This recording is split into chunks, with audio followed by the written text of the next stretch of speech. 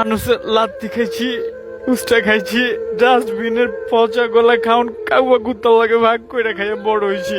আমার বাপ ক্যাঠায় আমি জানি না, শুনছি আমি যখন করলে বাপ তখন আরেকটা শাদি করে মহল্লা ছেড়ে গেছে। আমার বয়স যখন 7 বছর, অসুখে মায় মরে গেছে।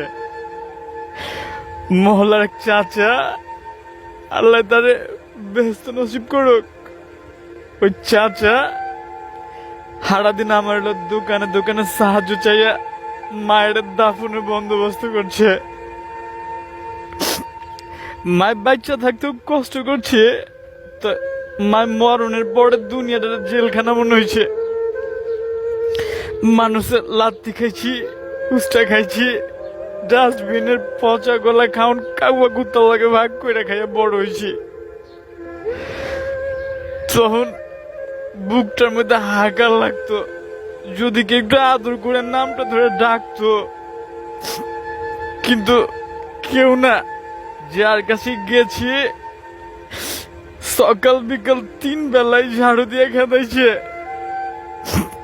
অহন তো বড় হয়ে গেছে, অহন কেউ দরদ দেখালে তিতা লাগে। মানুষের ভালোবাসা আমার সহ্য হয় না। আপনি কান্দাছেন গেলা? আপনি যে সাধারণ সেজন্য বুঝতেছেন না কেন কাঁদতেছি।